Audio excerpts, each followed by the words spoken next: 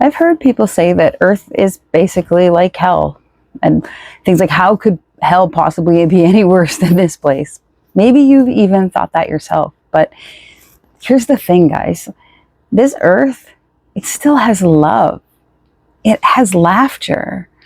I mean, there's still sunsets and sunrises that literally take your breath away.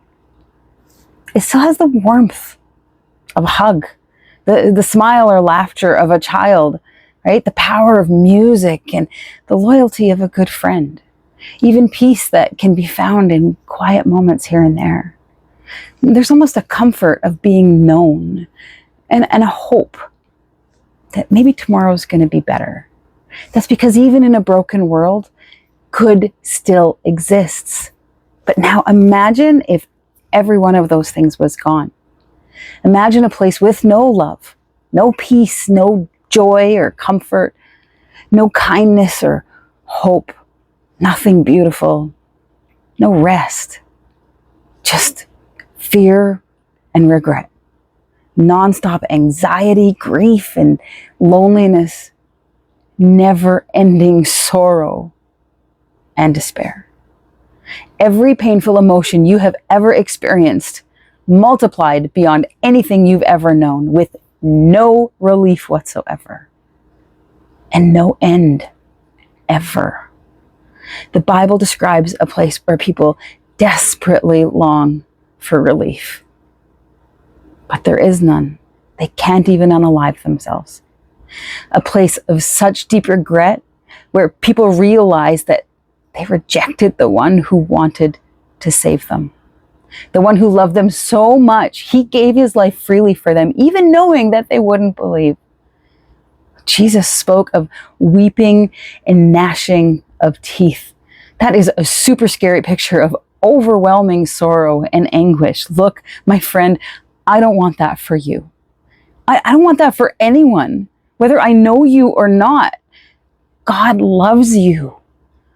Look, this world is temporary. One day it's just going to burn up and be gone, and judgment will come whether you believe it or not. Look, we wouldn't have a sense of morality built into us if that wasn't true. There'd be no reason for it. Look, every day on this journey, we are moving faster and faster towards eternity.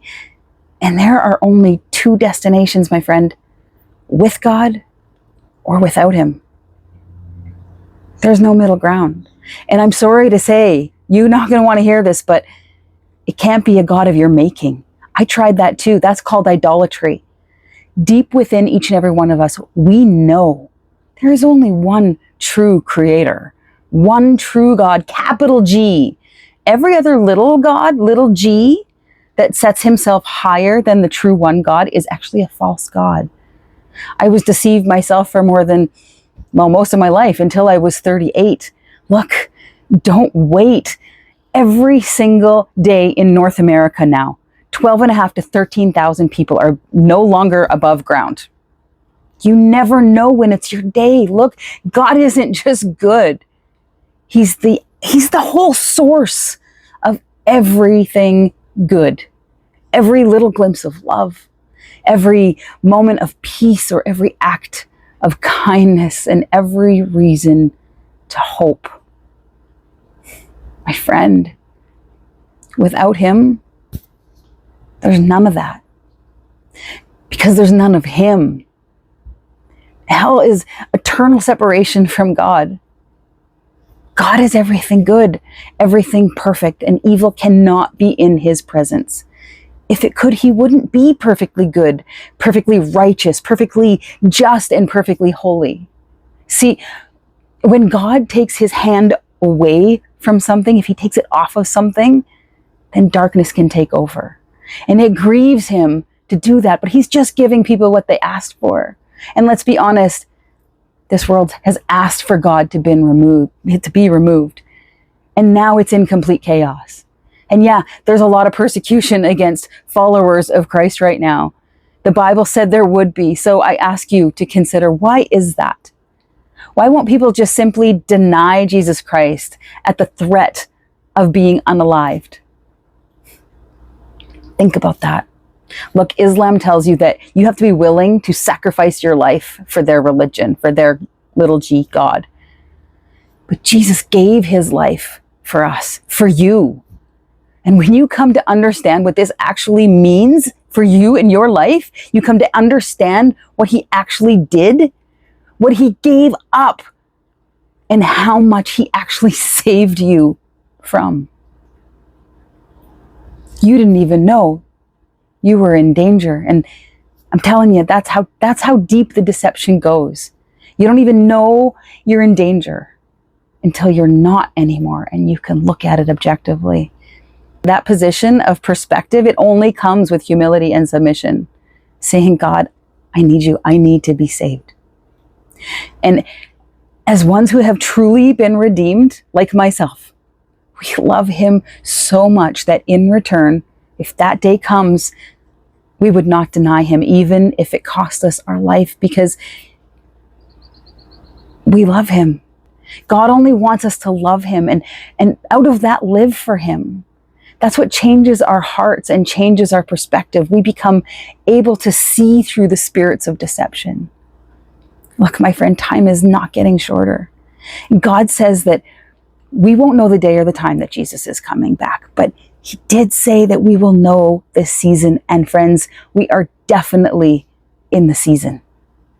Like if you have felt something changing within you, or you know that there's something more going on here. Maybe you're longing for some truth. Don't ignore that. And don't dismiss Jesus. Maybe you don't know this, but most religions actually refer to Jesus in some way as being one of the ways. But only Jesus himself said, I am the way, I am the truth, and I am the life. And no one comes to the Father except through me. He didn't say a way. He said the way. He's referred to as the gate, the door, the only way home to the Father. You think that this life is bad now? Well, what's waiting without Jesus is worse. So much worse. But see, that's not even why Jesus came. He came because he loves you. He took the punishment that we rightfully deserve for breaking God's perfect laws that we could never satisfy, just so that we could spend eternity with him in his perfect heaven instead of being eternally separated from him. And the most beautiful thing is that the invitation is still open. Don't wait until it's too late. Look, if you want to know Jesus more, click on the link that I've pinned in the comments. He's knocking right now. Answer the door.